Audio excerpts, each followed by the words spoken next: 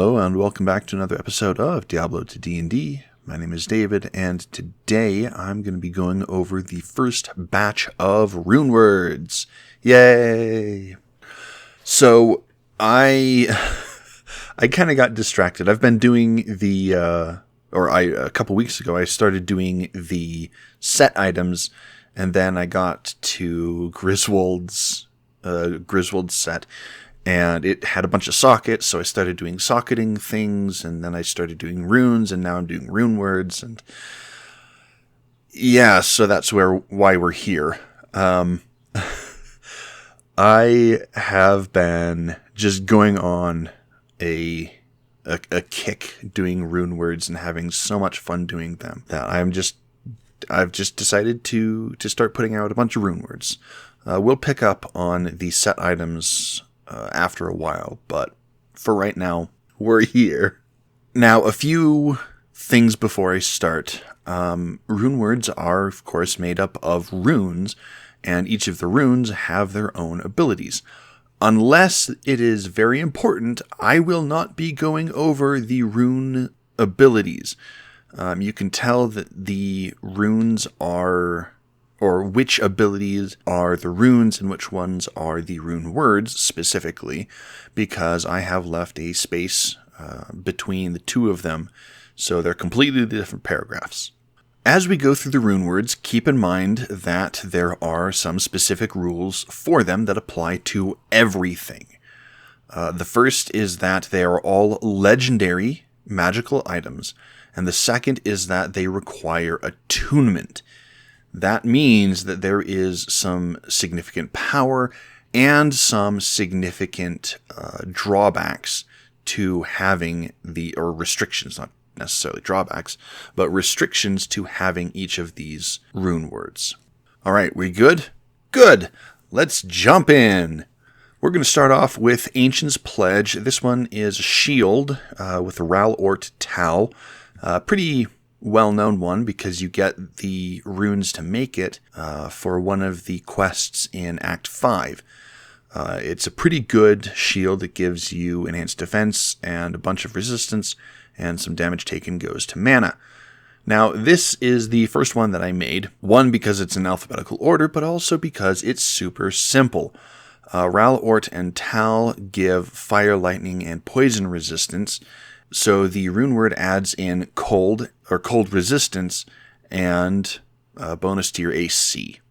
Next up would be Authority, but I am skipping over the Rise of the Warlock rune words, unless they have non-warlock abilities attached to them, because I don't have the Warlock finished. So I'm going to be working on those much later, after I'm done with the Warlock.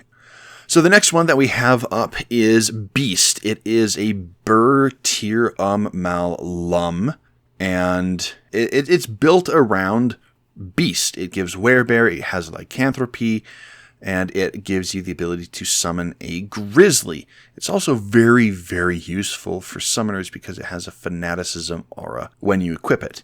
Now, I didn't get the Fanaticism aura.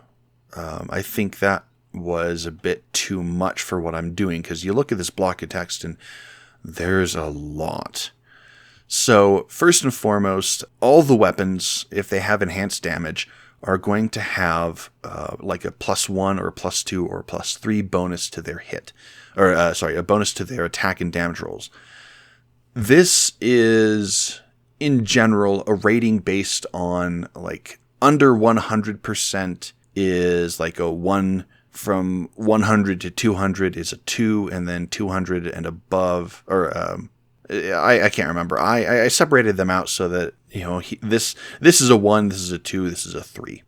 But this one is a little different. This one also adds that bonus to your unarmed strikes when you are transformed with this weapon's ability. What could that possibly mean? It also gives you the ability to summon Druidic Companion with a single charge, and then it allows you to turn into Werebear.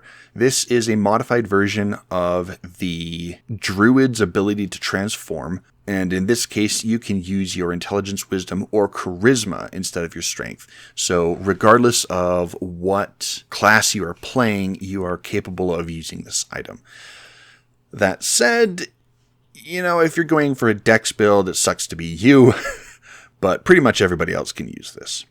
Next up is Black. It's another weapon with full Ionef, and it's pretty much a basic item. There's nothing really much to it except for the fact that you can blow up bodies! Yay! You get a +1 bonus to your attack and damage rolls. You get an additional die when determining your extra damage for critical hits. That is your crushing blow, I believe. And you can expend a charge up to 3 times per day to cast Corpse Explosion. This was a lot of fun. You just blow up bodies. Next up is a great armor for Necromancers, Bone. It is a soul which means that it is a very, very expensive runeword to make for what you're getting. It gives you bone armor when struck, it gives you bone spear on striking, and it gives you Necromancer skill levels, some mana, resistance, and damage reduced. Because there was so much damage reduction on here, giving you resistances and damage reduced by, I mushed those all together and just said you have a flat amount of damage reduced by. So regardless of whatever you're taking 2 less of it.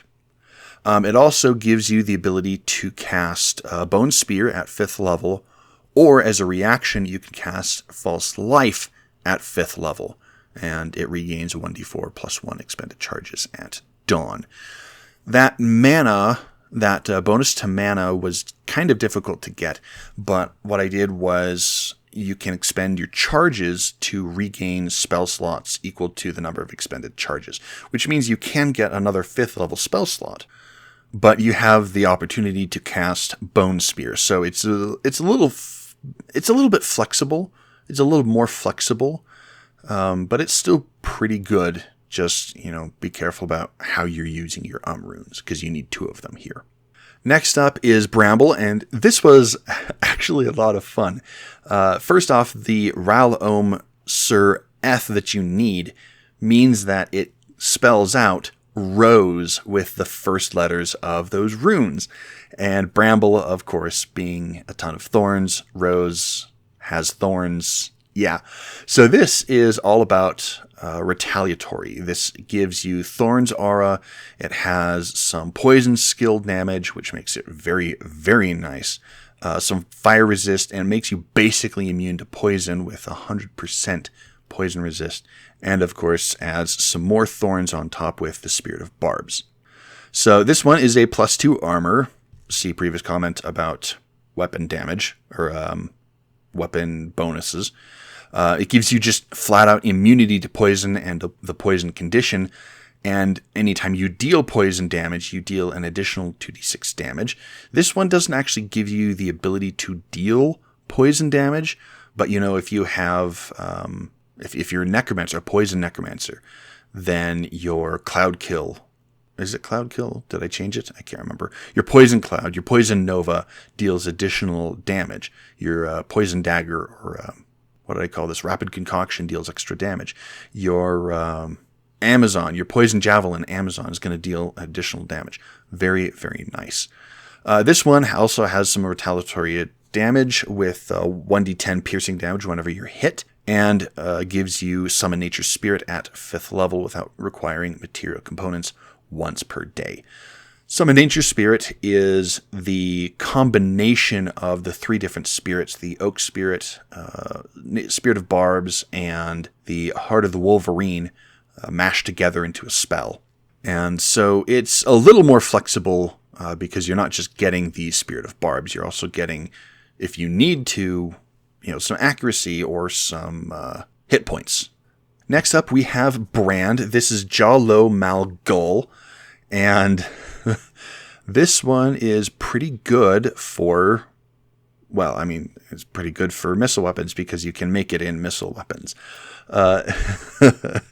This one is actually really, really good because it allows you to get some amplified damage when you're struck, but it deals Bone Spear on striking, 100% chance to cast Bone Spear on striking. So if you're doing, say, a ranged Necromancer, you can actually enhance that damage up pretty well. It also has some enhanced damage, ignores target defense from the Jaw rune, and not to mention the fact that it fires explosive arrows or bolts.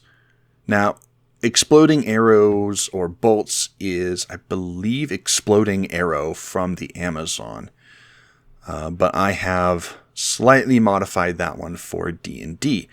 This is a +3 weapon because you have some fairly expensive runes in here, and it does additional damage to fiends because this one has extra damage to demons.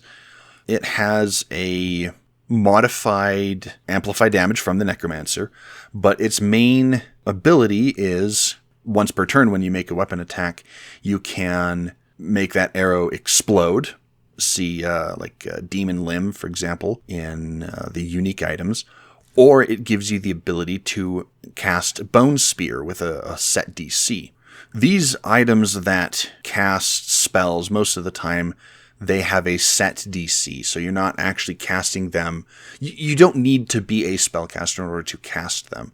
This is very much modeled off of how D&D handles that. Whenever you have something like a Wand of Fireballs, for example, it just has a flat DC that you use. And the DC goes up or down depending on, the rarity of the item and some other factors. I mean, okay, I could probably bump up the DC from 17 up to like 19 or even 20, considering how expensive some of these runes are. But balance, this is a first draft. Balance is going to be out the window. I'm also terrible at making items. Anyway, let's go to Breath of the Dying.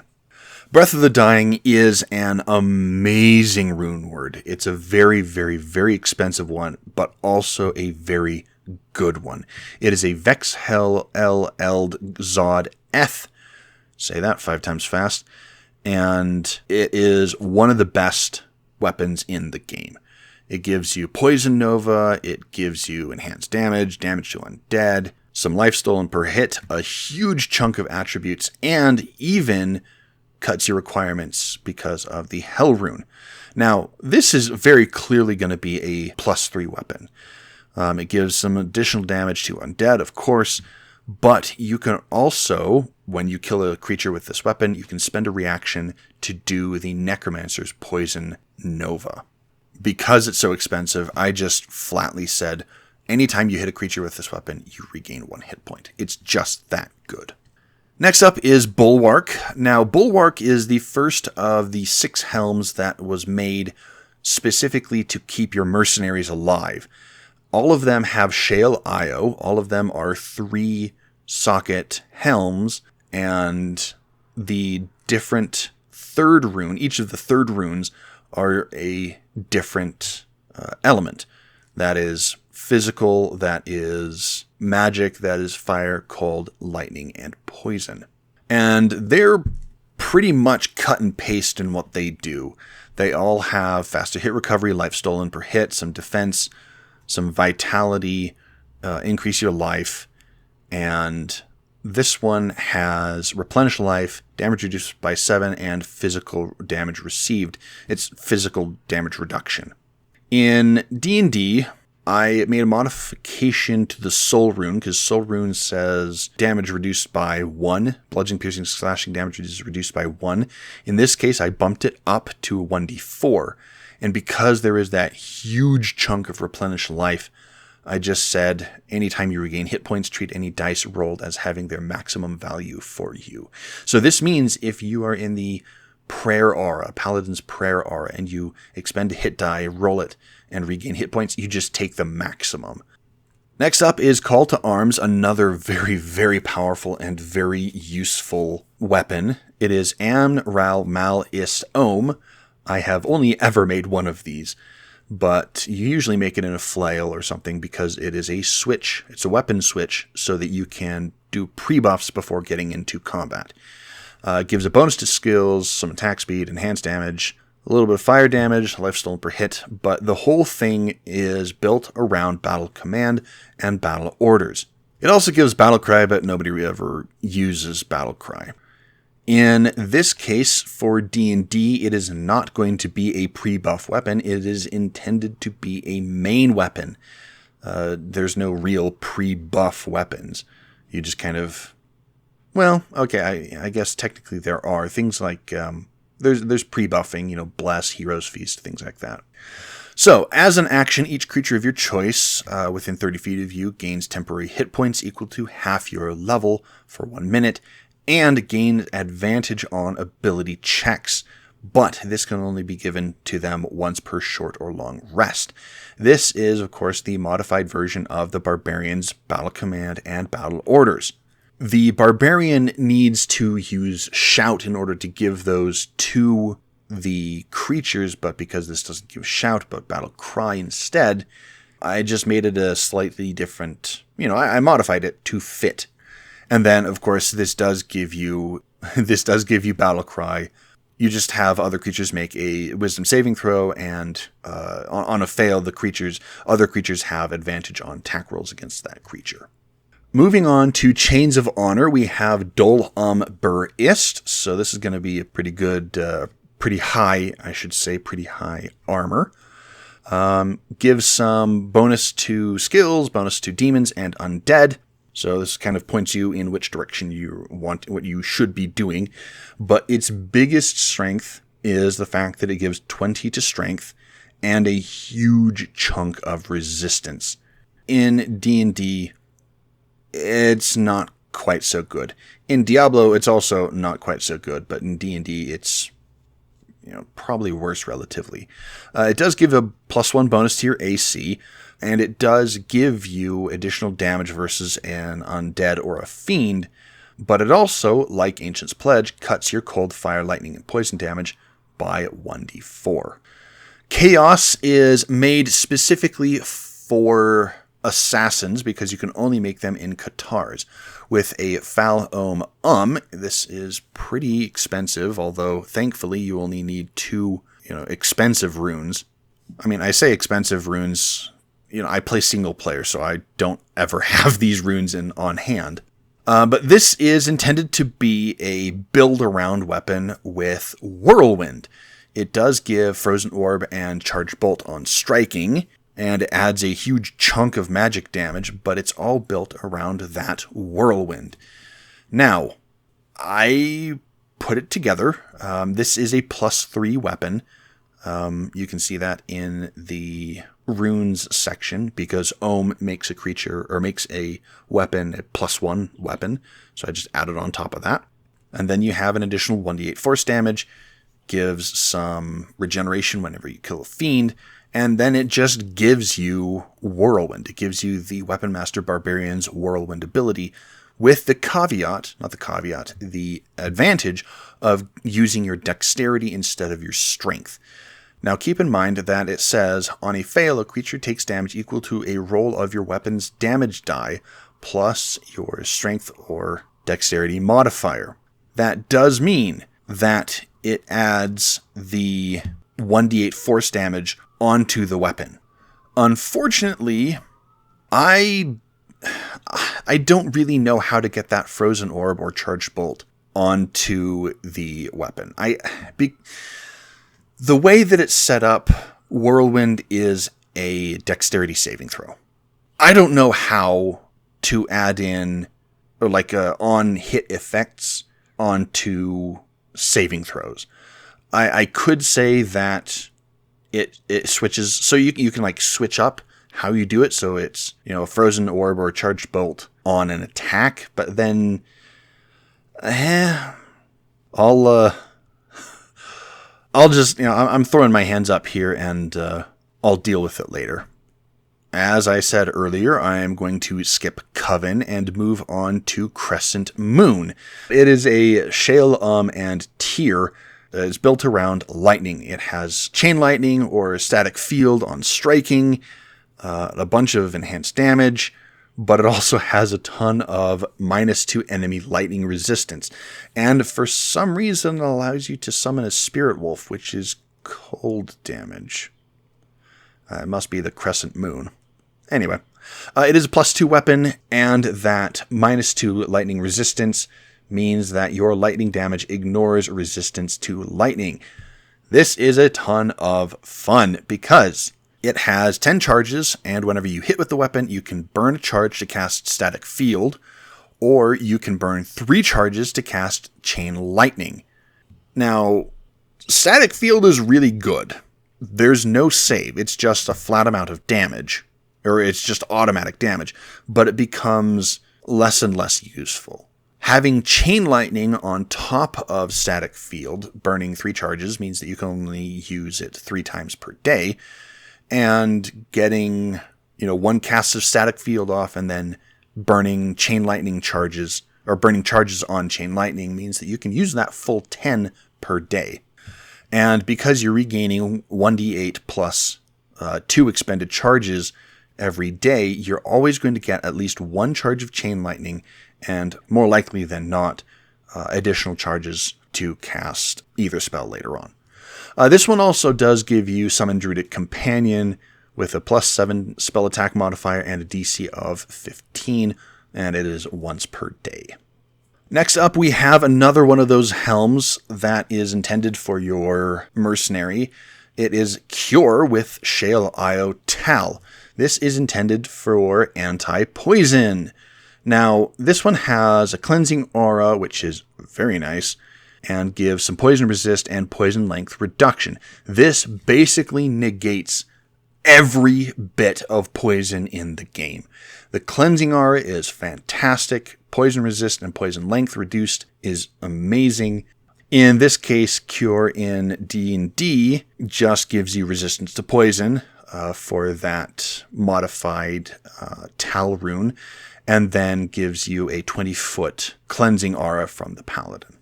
Let's go on to Death! The Runeword. Just saying, the Runeword.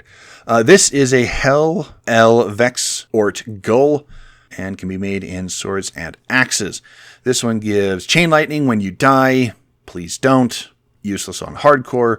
It gives some Glacial Spike on attack. Bunch of damage. Bunch of Crushing Blow. Bunch of Deadly Strike.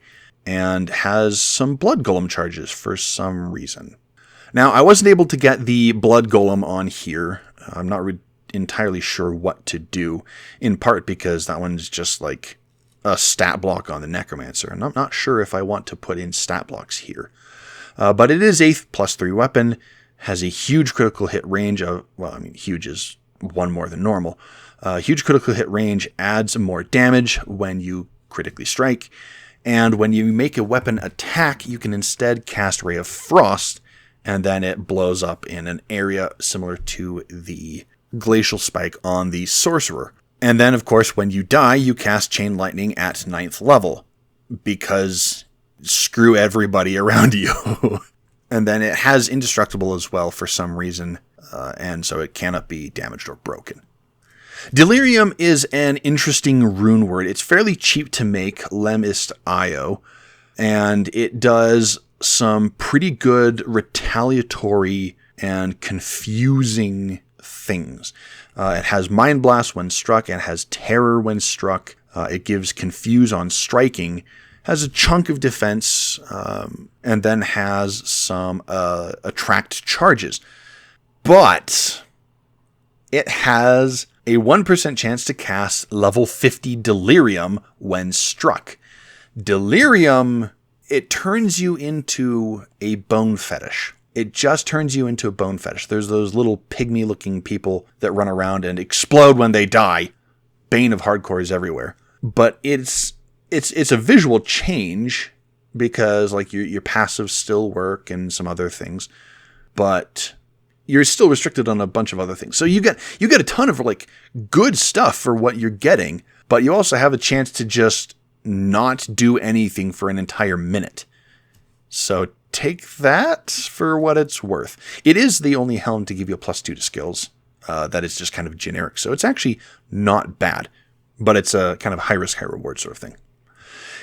In D&D, it's a +1 AC when you're wearing this helm, and then whenever you hit with an attack, roll a 1d100. On a 1, you and everything you are wearing transform into an undead flare for 1 minute. I have not made the undead flare just yet, but I probably will after doing this video. And then it gives you the ability to react to a hit and make the creature frightened of you or charmed by you. Both of them have their benefits. It's up to you. It also has, when you critically strike a creature, you can potentially give it the confusion spell treatment that the Necromancer's Confusion Curse gives. It also gives you 4 charges of the Necromancer's Attract, because Attract is very good, and yeah, it's just good. Lastly, for this video is the most disappointing powerful rune word in here, Destruction. It is a Vex Low Birdjaw Co, and it's just not enough. It gives you Volcano and Molten Boulder on striking, Nova on attack, a Meteor when you die, again useless for hardcore, some enhanced damage, some magic damage, some mana stolen per hit, which is nice, Crushing Blow, Deadly Strike, Prevent Monster Heal, and a tiny bit of Dexterity. Most of those abilities are from the runes themselves. In D&D, this is a little bit better. It is a +3 weapon. It deals an additional 1d4 force damage, just that little bit of extra magic damage. And of course, creatures can't regain hit points. But when you critically strike with this weapon, keep in mind that you score a critical hit on a 19 or 20 because of the low rune. So 10% chance, not just 5. But when you critically strike, you can cast Molten Boulder at 6th level or Volcano instead of dealing damage. Now this is usually bad because Volcano would put you right in the middle of the area. However, you can choose which creatures make the saving throws, which means that you can drop a Volcano right in the middle of the combat and not feel guilty about damaging your allies. Now, unfortunately, I have not gotten Nova onto the weapon just yet. Due to the timing of when I'm recording, I haven't had the time to sit down and make Nova into a spell like I probably should have ages ago. I don't know if I'm just going to ignore it or if I'm going to put it on there as something else, like an ability that you can use as a bonus action or something. I'm not entirely sure, but hopefully I'm going to get that one on there because destruction is destruction. You should be rewarded with the massive amount of cool stuff that you can use. And then lastly on this one, whenever you die, you cast Meteor. You can just drop a Meteor on somebody. Now that I think about that, there might be a strategy of getting in there, doing as much damage to the boss as you possibly can, and then just letting him hit you, and then you die. Can I fail all 3 of my saving throws, please? Sure. Cool. Meteor. Make a DC 22 saving throw. Okay. Excellent. 40d6 damage. Yeah. Meteor is literally just a 7th level version of Meteor Swarm. Meteor Swarm gives you 4 of those things. Meteor just gives you 1. So, meh. I originally had this casting at 9th level, but because Meteor doesn't upcast, I decided against it, because the only reason why you'd upcast it is to prevent somebody from using a counterspell on it, but whatever. And that is it for today. I am looking at several, amounts of time recording, so I am going to end it here. I hope that you enjoy what I've made here. I would love to hear your feedback on balance, because I am just throwing spaghetti at the wall and seeing what sticks. So if you could do me a favor, do me a solid, talk about this in the comments. If you are playing at high enough level, let me know how these rune words play, because I don't know. I'm not in a campaign at the moment where I can just kind of introduce these, because my players are currently still, level 4 and in Act 1. I haven't beaten Andariel yet. And I'm not too comfortable with giving them rare magical items, or very rare magical items, or legendary magical items just yet. Though I might actually drop those runes down one step so that they are more accessible. It does mean that the balance might change on the abilities, but I'm not entirely sure. Or not the abilities, the runewords. I mean, it's all in development. This is, I mean, technically not even a beta yet, so.